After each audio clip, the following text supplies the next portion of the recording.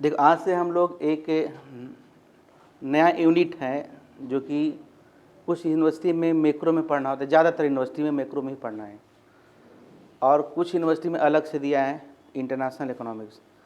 हालांकि जब पीजी करते हैं यानी पोस्ट ग्रेजुएशन, तो उसमें इंटरनेशनल इकोनॉमिक्स अलग हो जाता है, और एक ऐसा टॉपिक है, कहीं का एमबीए भी पढ़ते हैं जिसको इंटरनेशनल बिजनेस के रूप में हम लोग पढ़ते हैं, इंटरनेशनल ट्रेड के रूप में पढ़ते हैं, फॉरेन ट्रेड के रूप में पढ़ते हैं। ठीक है, तो बेसिकली इंटरनेशनल ट्रेड है क्या? तो हम लोग सामान्य रूप से कहते हैं कि इंटरनेशनल ट्रेड वह है जब एक कंट्री दूसरे कंट्री से व्यापार करता है। मतलब एक कंट्री, जैसे एग्जांपल को समझिए, जैसे आपका एक कंट्री है, मान लिया कि कंट्री ए है, एक कंट्री ए है और एक कंट्री बी है, और ये कंट्री सी है, छोटा है, कंट्री डी है। तो ए, अगर कंट्री ए है, देखिए एक कंट्री बी है, एक कंट्री सी है, एक कंट्री डी है ना, बीच में अलग अलग कंट्री के बॉर्डर हैं। तो यहाँ पर बहुत सारे फिर छोटे छोटे राज्य हैं। कोई ऐसा राज्य है ना जी, मान लिया, आपको बनाने में क्या दिक्कत है, कोई ऐसा है, कोई ऐसा है, इस तरह से। तो यहाँ में से किसी, जैसे इससे हम व्यापार करें, इससे व्यापार करें, इससे व्यापार करें, इस तरह से ए इससे करे, ए इससे करे, तो इसको हम लोग डोमेस्टिक ट्रेड कहते हैं। मतलब अगर देश के अंदर ही हम ट्रेड करें, सामान को खरीदे बेचे एक दूसरे से, उसको तुम डोमेस्टिक ट्रेड कहते हैं या रीजनल ट्रेड कहते हैं, क्षेत्रीय व्यापार कहते हैं। लेकिन जब ए यहाँ से निकल कर इससे जोड़ना चाहता है कि हम इससे व्यापार करेंगे, तो इसके लिए कुछ कंडीशंस होते हैं, इंटरनेशनल रूल्स होते हैं, दो कंट्री के बीच समझौता होता है, तब यहाँ से निकल के जाते हैं। यानी इंटरनेशनल ट्रेड क्या है? तो वह ट्रेड जब कोई कंट्री अपने, इसको हम क्या बोलते हैं, इसको बोलते हैं जोग्राफिकल बाउंड्री। क्या बोलते हैं? तो एक कंट्री जब अपने जोग्राफिकल बाउंड्री से निकल कर दूसरे के जोग्राफिकल बाउंड्री में एंट्री करता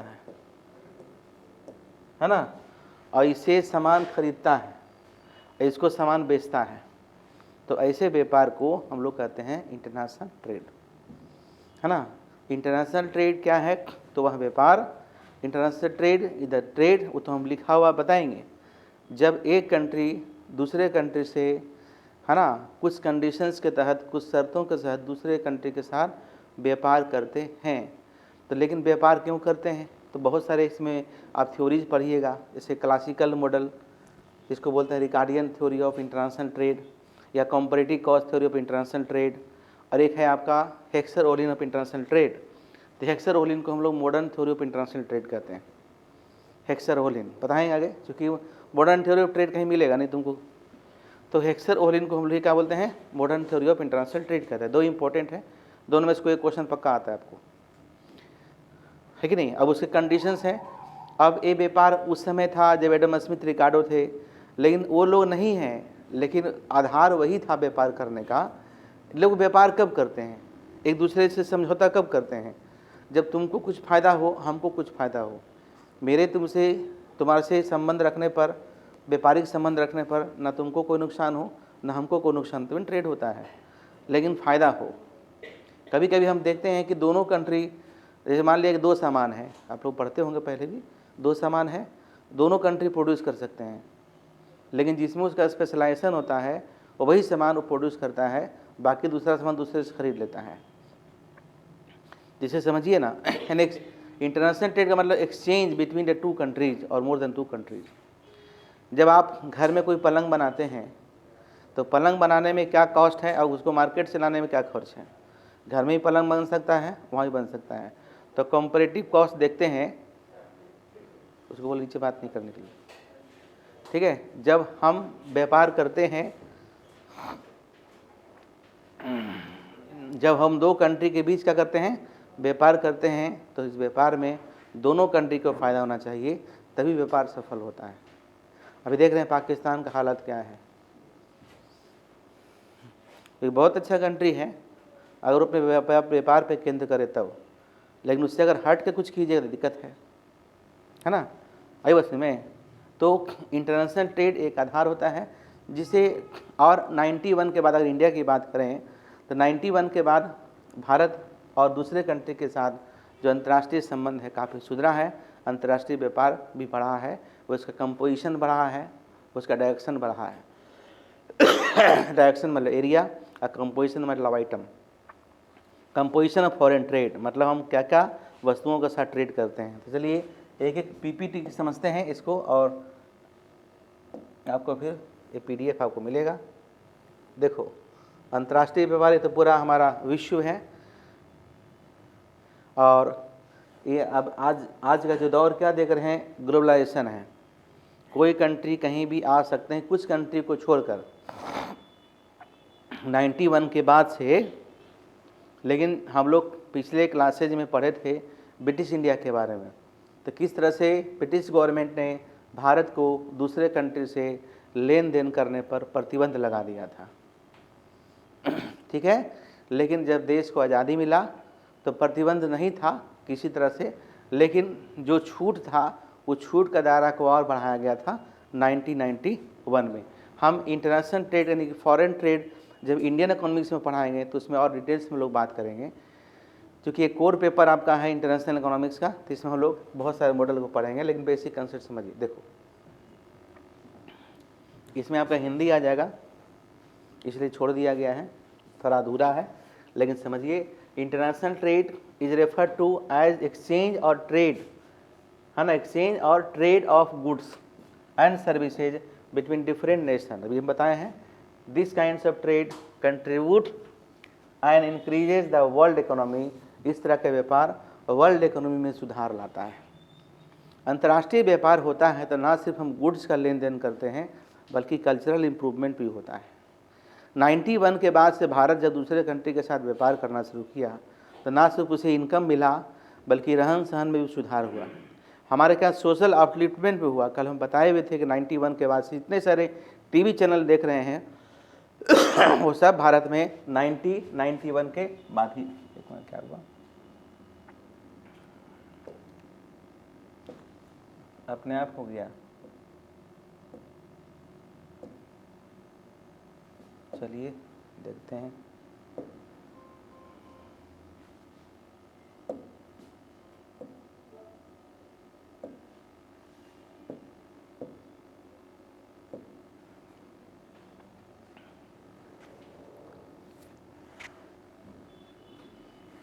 हम लोग बता रहे थे 91 है ना। 91 में जब हमारा व्यापार हुआ तो बहुत सारी चीज़ों को बेनिफिट मिला।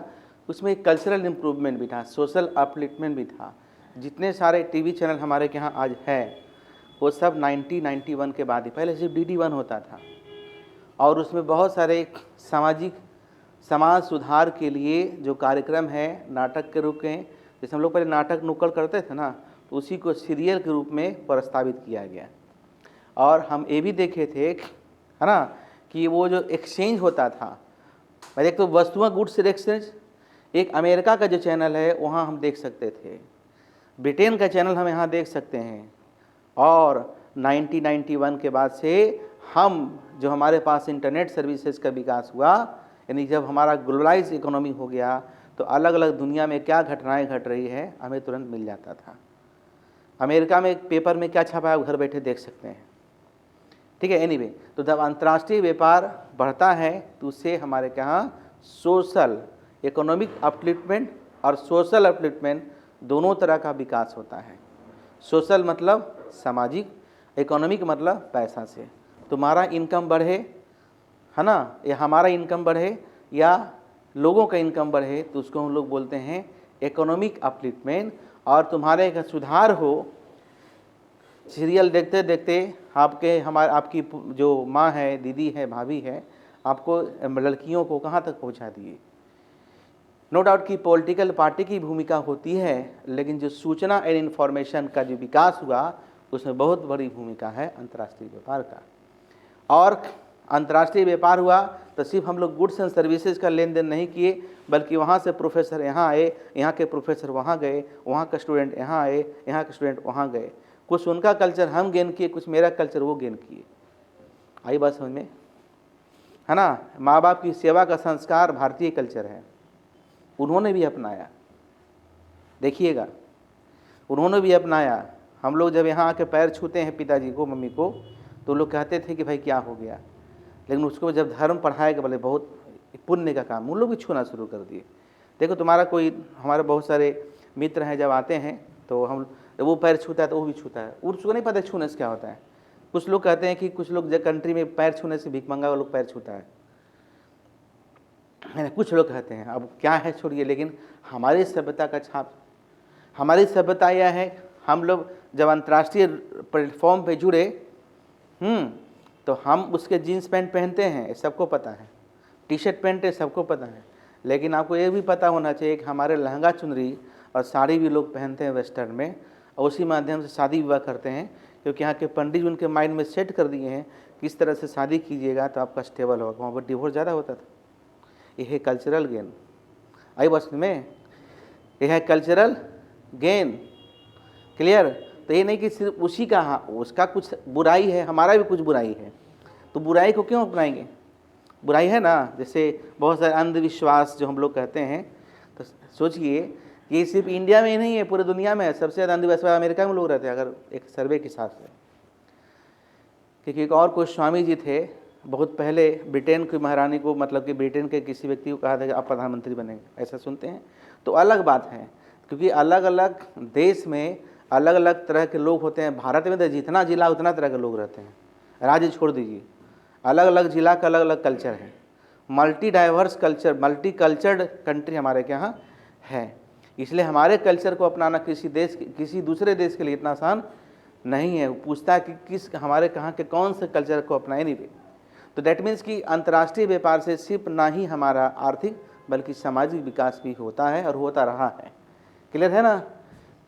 नहीं तो पहले विदेश पढ़ने जाना इतना आसान नहीं था, लड़कियों को तो संभव था, लेकिन आज संभव हो पाया है। It's because of social awareness, और अलग अलग तरह के सीरियल बना के दिखाए गए उस समय, तब हम लोग, आप लोग जो है यहाँ तक पहुँचे। एनीवे, अब देखिए, international trade has exceptionally increase which includes services such as the foreign transportation, travel and tourism. देख रहे हैं, इससे भी अंतर्राष्ट्रीय व्यापार हुआ। अंतर्राष्ट्रीय व्यापार से क्या क्या फ़ायदा होता है, दूसरे कंट्री के लोग यहाँ घूमने आते हैं ना जी, तो इससे कितना फ़ायदा है। अगर मान लिया आज इंडिया और पाकिस्तान का आर्थिक संबंध, सामाजिक संबंध सब ठीक हो जाए, इराक अपना दोनों अलग अलग कर दे, कश्मीर मेरा है कश्मीर तेरा है, तो जानते हो अगर इतना व्यापार हो दोनों कंट्री को, कि दूसरे किसी सेक्टर से नहीं होगा। कश्मीर जो देखते हैं एक स्वर्ग से कम नहीं है, आधा कश्मीर जाते हैं, ज़रा हेलीकॉप्टर से ऊपर जाके देखिए कि किस तरह से स्वर्ग से भी सुंदर वो आपका जगह बना हुआ है, जिसको लोग कचरा बना के रखे।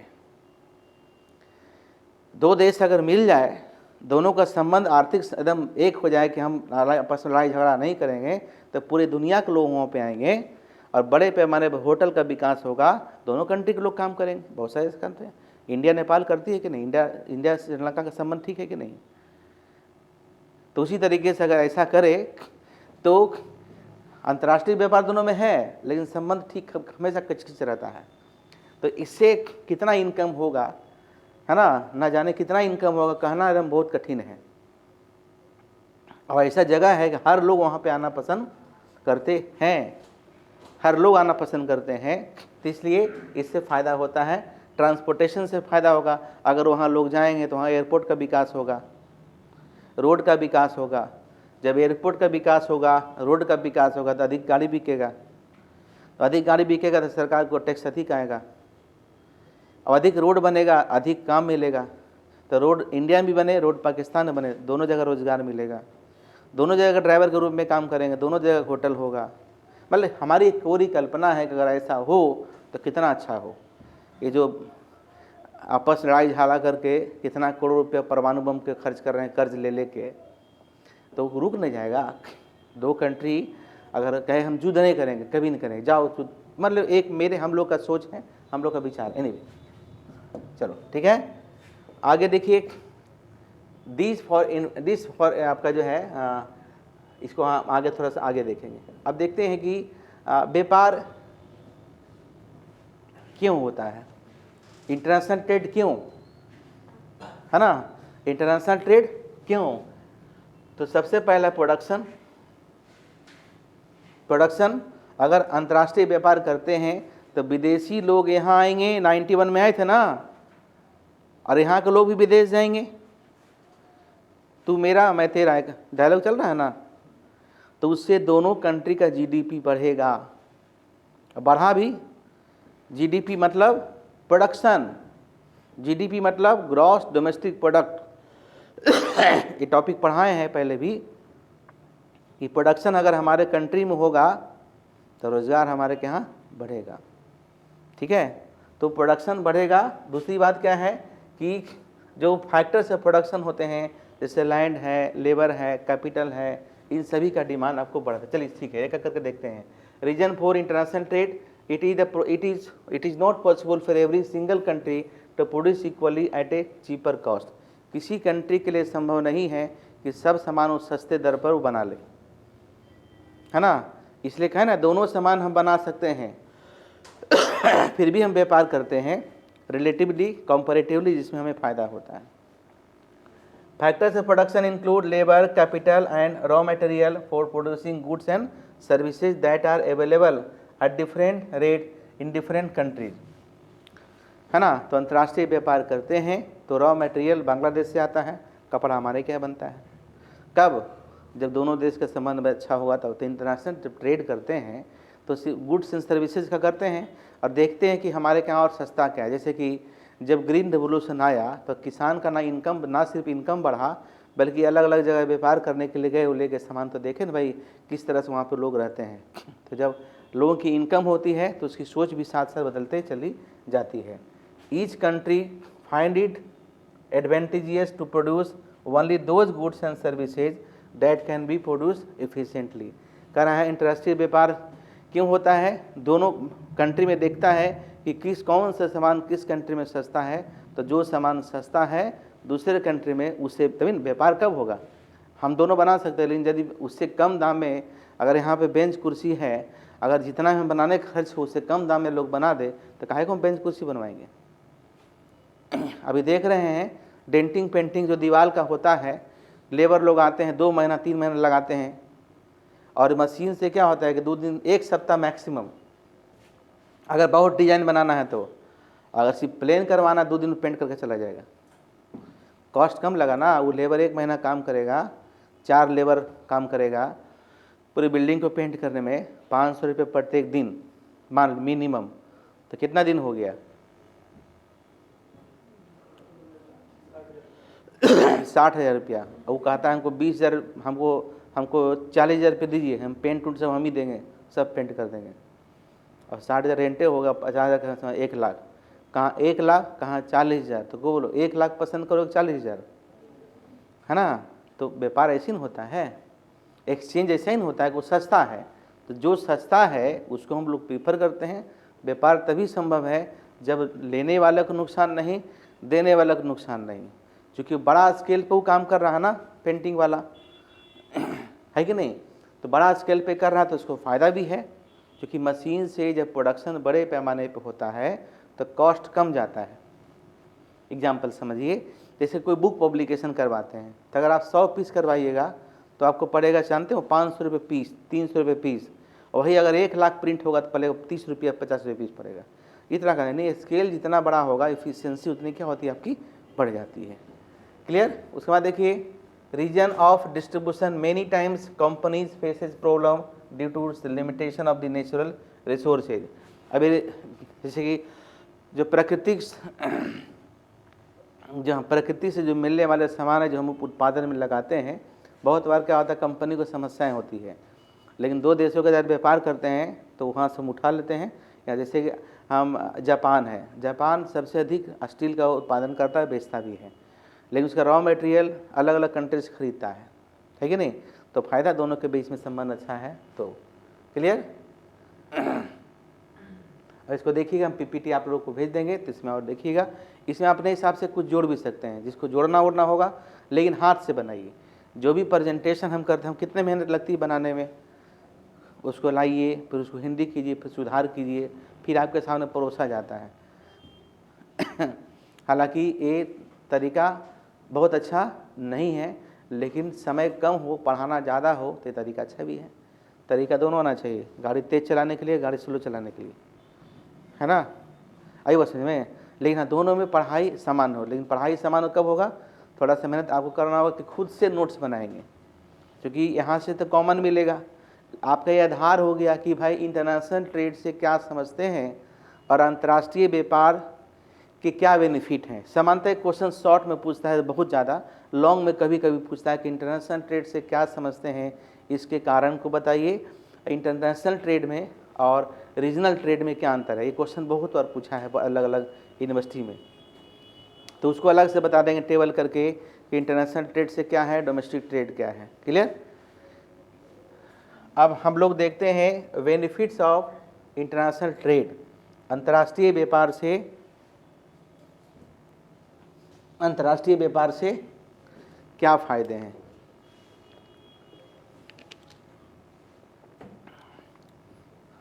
जितने स्टूडेंट हैं सबसे हम एक एक बेनिफिट पूछेंगे और लिखेंगे बोर्ड पे। चलो कनक,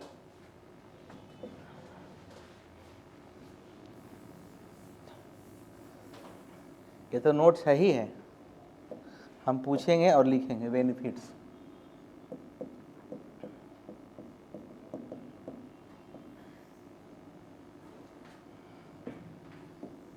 बोलो। हाँ, मुँह बैठ जाओ, बहुत हो गया, बहुत अच्छा बात बोले। अभी और पूछेंगे। मोर जॉब कैसे कैसे। यहाँ पर स्ट्रक्चरल एम्प्लॉयमेंट है तो बाहर जाकर हम कर सकते हैं, जैसे वहाँ पे स्ट्रक्चर अच्छा हो काम करने के लिए ज़्यादा अर्निंग। चलो तुम बोलो जानवी, पहले पॉइंट बताओ। पॉइंट, एक पॉइंट बोली ना, अच्छा पॉइंट बोला, तुम बोलो। अंतर्राष्ट्रीय व्यापार से क्या फायदा है। कंपटीशन बढ़ा, यानी कि प्रोडक्ट अच्छा मिलेगा। कॉम्पिटिटिव इन्वायरमेंट, कॉम्पिटिटिव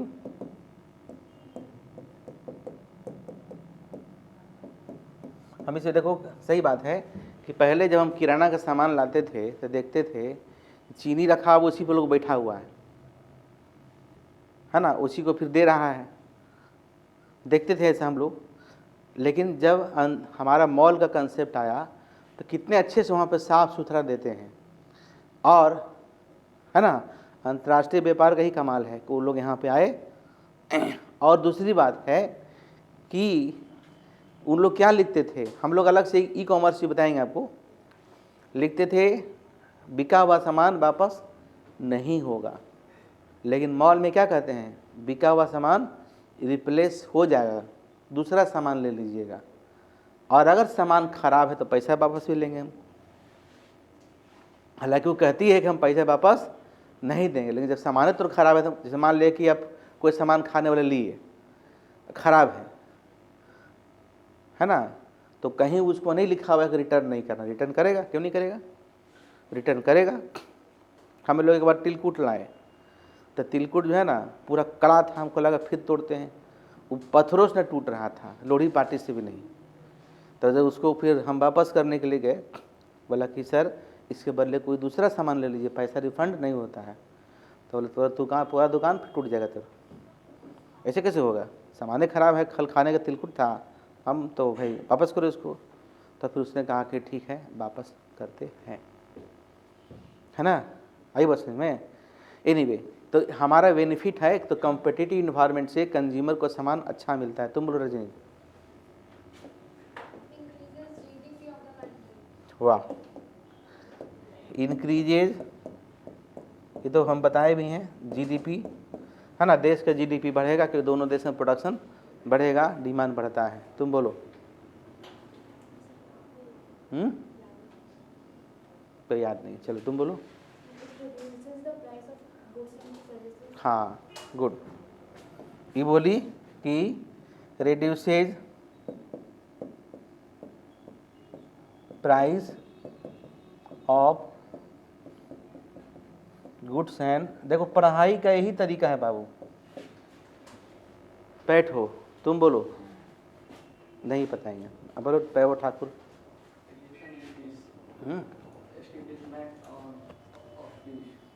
क्या बोले? Peace and harmony. अभी पीस एंड हारमोनी ना, चलो ठीक। देखो इसका कहना है, हम सुधार कर दिए, इसका कहना है कि सर अंतर्राष्ट्रीय व्यापार होगा तो सुख और शांति होगा, सही बात है, पीस एंड हारमोनी। चलो बैठो, बोलो। प्रोडक्शन प्रोडक्शन तो बोल गया, जीडीपी बढ़ेगा, बढ़ा दी, बता दी। बैठो, चलो तुम बोलो। प्राइस कम होगा, ये तो बताया है। कॉस्ट ऑफ प्रोडक्शन डिक्रीज करेगा, चलो ठीक है, जोड़ दिए, कोई दिक्कत नहीं है, नहीं बताए कोई दिक्कत नहीं है, सीखने आए ना जी। चलो, कॉस्ट ऑफ प्रोडक्शन डिक्रीजेज, और बोलो, हैं, cultural improvement, cultural improvement,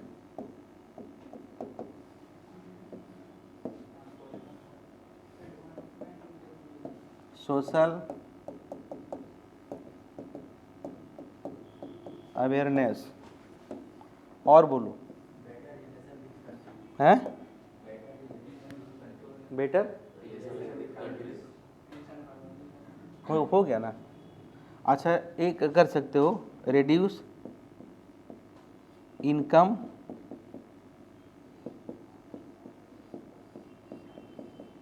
equality, है ना, तो इनकम इनइक्वालिटी। जब देखते हैं कि बहुत सारे जो आ रहे हैं विदेशी लोग की व्यापार यहाँ करेंगे, तो ऐसे एरिया को दिया जा रहा है जिसका किसान के लिए कोई महत्व नहीं है, है ना, तो उसको ऐसे हम लोग कहते हैं दो चीज़, उसको नाम दे दो, क्या नाम दे दोगे? ऑप्टिमम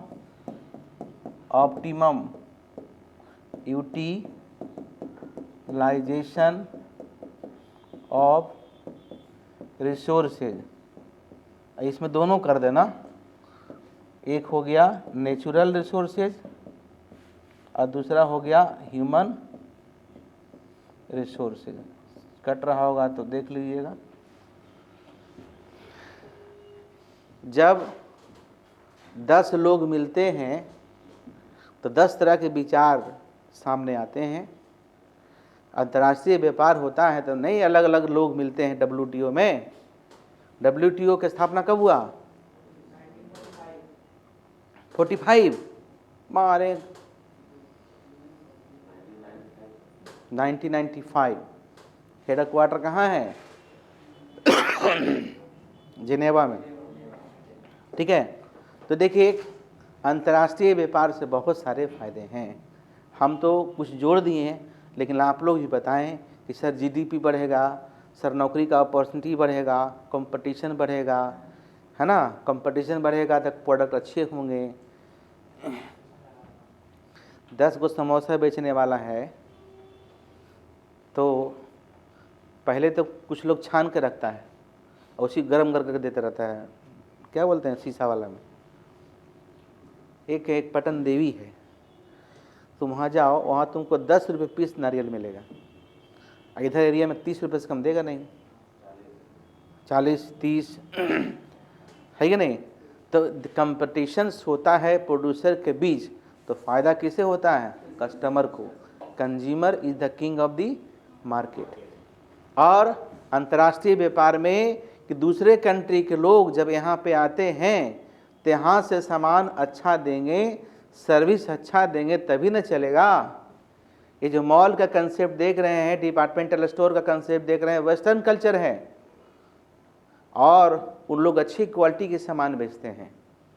मार्केट में सामान लेते हैं तो 2 नंबर लक्स, 2 नंबर का डब सामान मार्केट में अवेलेबल है, लेकिन वो इस तरह की काम नहीं करते हैं। आप तो यहाँ रसीद भी कोई नहीं देता है। तो कंज्यूमर को बेनिफिट जहाँ मिलता है जहाँ पे एक्सपेंशन मिलता है, एक छत के नीचे सब कुछ मिल जाता है, वहाँ वो जाना पसंद करता है। तो अंतर्राष्ट्रीय व्यापार से जॉब अपॉर्चुनिटी बड़े पैमाने पर बढ़ा, ना सिर्फ प्रोडक्शन में बल्कि सर्विस सेक्टर में भी बढ़ा। प्रोडक्शन मतलब प्रोडक्शन यानी कि जो बोलते हैं एक होता है primary sector, secondary sector, tertiary sector.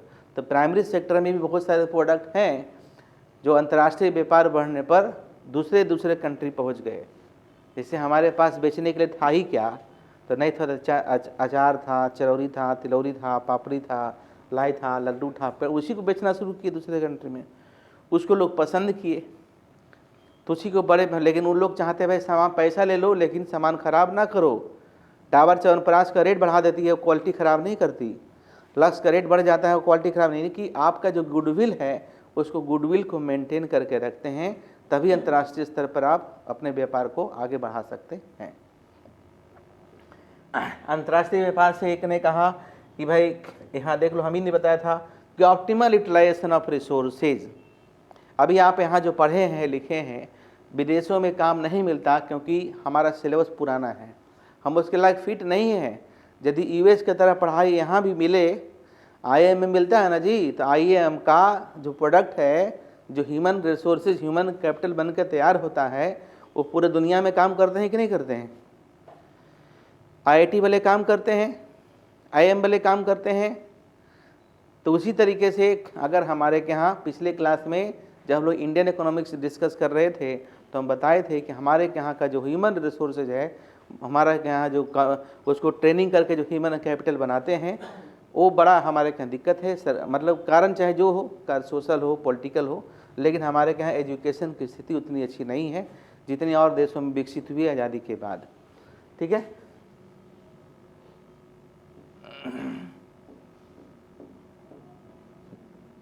उसके बाद देखो सोशल अवेयरनेस है ना। सोशल अवेयरनेस, सामाजिक जागरूकता बढ़ी है। अंतर्राष्ट्रीय व्यापार के बढ़ने से सामाजिक जागरूकता भी बढ़ी है, और साथ ही साथ हमारा कल्चरल इम्प्रूवमेंट भी हुआ है। बता रहे थे आपको दोनों कंट्री में। पहले जो यहाँ की लड़कियाँ 10th पास नहीं करती थी, कन्या उसको बनाना पड़ता, यानी कि मार्केट निकलती थी तो घूंघट नीचे करना पड़ता था, है ना। ये हमारे के यहाँ एक बुरी प्रथा थी, इसे कहें, वो ख़त्म हुआ ना, ख़त्म हुआ कि नहीं, तो पॉजिटिव इम्पैक्ट है।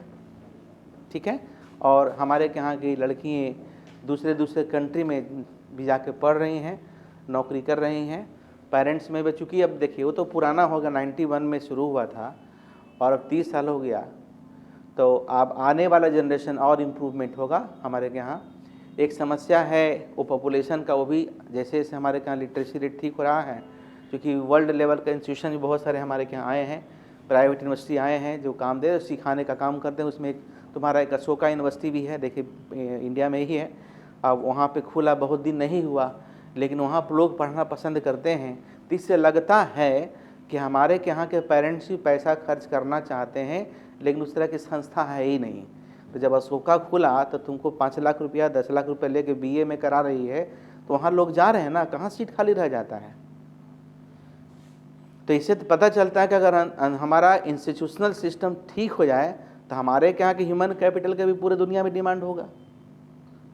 अशोका इंडिया में है, विदेश में नहीं है, लेकिन उसमें अधिकतर प्रोफेसर वही हैं जो बाहर से पढ़ के आए हैं। वो भी सोचते हैं कि हम यहाँ वाला को लाएंगे तो फिर यही सब डेवलप होगा। ठीक है, तो ये सारी फ़ायदे हैं। नेचुरल रिसोर्सेज का भरपूर उपयोग होता है, फूड लाइट से होता है आज के, हालांकि इसका कुछ नेगेटिव इम्पैक्ट भी है। इनइक्वालिटी, किसी का इनकम, बहुत लोग इनकम बहुत ज़्यादा था, इससे अधिक रोजगार का अवसर मिल रहे हैं, तो इनकम इनइक्वालिटी भी हमारे यहाँ है। चलो ये तो हम लोग का था कि हम लोग का इमेजिनेशन था कि अंतर्राष्ट्रीय व्यापार से सारी फ़ायदे हैं। अब कुछ और इसमें जोड़ लीजिएगा, जैसे मोर जॉब अपॉर्चुनिटी हम नहीं दिखाए थे आप लोग को, आप ही लोग ने बोले, ये तो बाद में हम पहले से लिखे हुए हैं। कैसे पुर्जा देख के बाबा देखते हैं कि क्या लिखा हुआ है ना जी। एक्सपैंडिंग टारगेट मार्केट, चलिए मार्केट का साइज हमारे के यहाँ बढ़ता है अंतर्राष्ट्रीय व्यापार से। ये भी बताएं कि यहाँ का सामान वहाँ, वहाँ का सामान यहाँ। एक पुर्जा के बाद से सही हो गया, और देखते हैं कुछ सही हो जाए, है ना, इम्प्रूव्ड रिस्क मैनेजमेंट। हाँ, ये अच्छी बात है। देखो भाई, अगर profit is the reward for risk, पढ़ते हैं ना इकोनॉमिक्स में, profit is the reward for risk. अभी पढ़ाए नहीं है, प्रॉफिट का 4 मॉडल है, पढ़ाएंगे। प्रॉफिट कितना मॉडल, 4-5 मॉडल है, हम पढ़ाएंगे उसको। लेकिन एक मॉडल उसमें कि profit is reward for risk. यदि हर लोग यही सोचे कि हम पैसा इन्वेस्ट करेंगे तो फ़ायदा होगा कि नुकसान, तो कोई इन्वेस्ट करेगा। लेकिन अंतर्राष्ट्रीय व्यापार, अंतर्राष्ट्रीय लेवल पर ऐसे बहुत सारे लोग हैं जो एक कंट्री से दूसरे कंट्री घूमते रहते हैं और रिस्क लेते रहते हैं, है ना, कि बेनिफिट होगा। In addition to larger target market size, international trade offers the opportunity for the market diversification, है ना, market diversification. When a company focuses only on domestic market, there is increase risk from economic downwards. कह रहा है कि यदि company एक ही जगह काम करता है तो उसको रिस्क ज़्यादा होता है, लेकिन उसका अलग अलग कंट्री में होती है। कैसे लोग व्यापार करते हैं, ब्रांचेज होते हैं। इवन तुम जो सरकारी बैंक का ब्रांच है ना, कोई ब्रांच ऐसा है जहाँ दिन भर मच्छी मारते रहते हैं, तो अलग अलग जगह है, तो कलेक्टिवली रूप से उसका रिजल्ट आपको देखा जाता है। फिर greater variety of goods available, चूँकि जब अंतर्राष्ट्रीय व्यापार होता है तो आप वहाँ का सामान यहाँ, यहाँ का सामान वहाँ अवेलेबल। पहले की बहुत लिमिटेड सामान मिलता था, आज हर वो सामान जो अमेरिका के लोग खाते हैं आप खा सकते हैं। बना हुआ सब्जी, बना हुआ पनीर, पानी डालो पनीर बन गया, पानी डालो सब्जी बन गया। ये वाला पैकेट मिलता है ना इंडिया में। और इसी तरह रोटी भी होता है, रोटी के फुलाओगे तो रोटी फूल जाएगा, बना हुआ रहता है, पैक्ड फूड। और नुकसान भी नहीं है, उसमें कुछ वैसे उस तरह का दिया होता है। क्योंकि यहाँ के लोगों के पास समय कम होता है और इसलिए वो सब खा के वो लोग रहते हैं। तो इंडिया में भी है, जिसको खाने का मन है खा लेते हैं। उसके बाद देखो वेटर रिलेशन बिटवीन कंट्रीज, तो तुम लोग बताए थे कि 2 कंट्री के बीच अच्छा संबंध होगा, पीस एंड। देखो 2 कंट्री के बीच युद्ध होते होते रुक जाता है, उसके पीछे क्या होता है, ट्रेड। क्या होता है, व्यापार। उसके बाद है ट्रेडिंग, उसके बाद है इन्हांस कंपनी रेपुटेशन। और जो कंपनी होते हैं, जो प्रोड्यूसर्स होते हैं, उसकी रेपुटेशन में वृद्धि भी होती है। हम जैसे अभी आप देश, अभी यहीं तक मान ले हम पढ़ा रहे हैं आपको, आई एम टीचिंग यू, तो हमको लोग यहीं ना बिहार में लोग जानते हैं। कल लोग हम दिल्ली विश्वविद्यालय में पढ़ाएं तो पूरी इंडिया जानेगा। कल लोग के हार्वर्ड चले जाएं तो पूरा दुनिया जानेगा। तो ऐसे ना लोग जानते हैं, है ना। अब से आज आनंद सर को पूरी दुनिया जानता है, भाई पूरे दुनिया में पढ़ा रहे हैं। क्लियर। एनीवे, यही होता है कि आप वहाँ नहीं जा सकते हैं, ब्रिटिश गवर्नमेंट होता है, आप वहाँ नहीं जा सकते हैं, तो आपको लोग कैसे जानेगा। अपॉर्चुनिटी फॉर स्पेशलाइज, है ना। चलो इसमें आपका जो है कुछ चीज़ें आपको क्या है कि जूटा, तो आप क्या कीजिएगा घर पे कि जो पॉइंट्स आप लोग डिस्कस किए उसको लिख लीजिएगा अभी ही, ठीक है, तो मिट जाएगा, है ना। इसको लिख लीजिए या इसको फोटो खींच लीजिए, नहीं लिख लीजिए, आप लोग लिख लीजिए, हम भेज देते हैं ग्रुप में, हम भी इस पर कुछ काम कर लेंगे।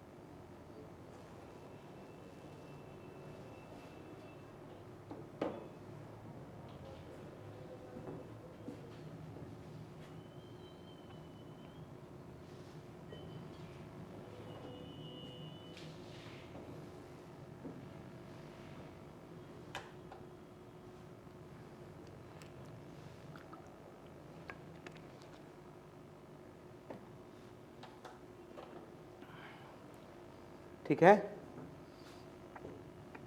नोट कर लिए।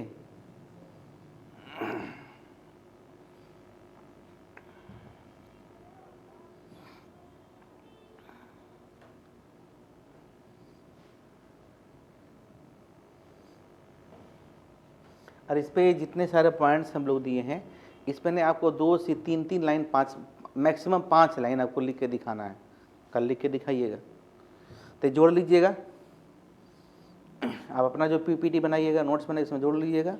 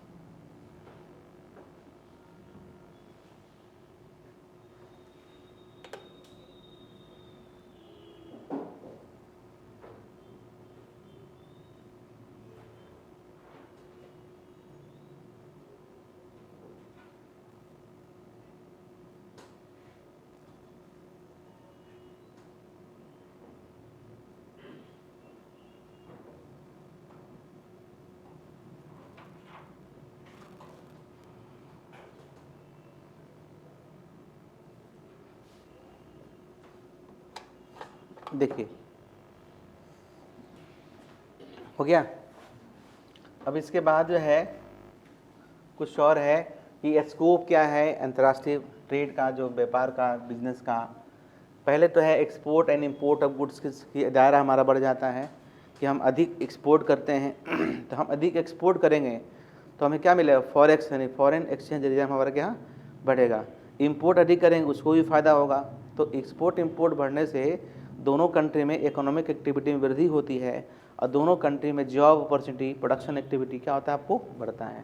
दूसरा स्कोप है कि सर्विसेज ऑफ ट्रेड होता है। जैसे पहले यहाँ को घर बनाते थे, मकान बनाते थे, होटल बनाते थे, तो अंतर्राष्ट्रीय स्तर का बनाना चाहते हैं तो वहाँ से इंजीनियर्स आते हैं, वहाँ के डॉक्टर्स यहाँ आते हैं, यहाँ के डॉक्टर्स वहाँ जाते हैं। आप देख रहे हैं, अब देख रहे हैं एम्स में लोग पढ़ के दूसरे कंट्री में लाग काम करने जाते हैं। टेंथ किए, एम्स की पढ़ाई अच्छी है तो सरकार की अच्छी पहल है कि हर राज्य में एम्स हॉस्पिटल खोलने की व्यवस्था की गई, बहुत जगह चालू भी हो गया है कि नहीं। उसके बाद आपका जो है लाइसेंसिंग एंड फ्रेंचाइजिंग। फ्रेंचाइजिंग का मतलब होता है जैसे कि मान लिया अमेरिका का कोई कंपनी है, यहाँ सर्विसेज दे सकता है, डोमिनो पिज्ज़ा, बहुत सारे इसका एग्जाम्पल आपको देख रहे हैं। यहाँ के लोग वहाँ भी जाके दे रहे हैं। हल्दीराम पूरी दुनिया में छाए हुए हैं, ब्रिटानिया पूरी दुनिया में छाए हुए हैं, रिलायंस पूरी दुनिया में छाए हुए हैं। जिस तरीके से बाहरी कंपनी के यहाँ आने का मौका मिला तो यहाँ के कंपनी को भी बाहर जाने का मौका मिला। इससे ये स्कोप है, मतलब क्या स्कोप, अंतर्राष्ट्रीय ट्रेड का स्कोप क्या है, तो एक्सपोर्ट इंपोर्ट बढ़ेगा। दूसरा है सर्विसेज एरिया में वृद्धि होगी, लाइसेंसिंग और फ्रेंचाइजिंग फ़ायदा होगा। अगर वहाँ के कंट्री के लोग से, वहाँ के कंट्री से हम फ्रेंचाइजी लेते हैं तो वहाँ को फ़ायदा होगा। यहाँ के कोई कंपनी वहाँ के लिए फ्रेंचाइजी लेते हो, हमारे कंट्री वाले को फ़ायदा होगा। हम लोग पढ़ते हैं जीएनपी, तो जीएनपी में क्या जोड़ते हैं, याद करो, GDP plus net factor income from abroad, यानी फॉरेन सेक्टर से जो इनकम होता है हमारे यहाँ जो रहने वाले कमा रहे हैं और विदेशी से जो यहाँ के रह के कमा रहे हैं, दोनों के बीच जो डिफरेंस होता है उसको बोलते हैं हम लोग net factor income from abroad.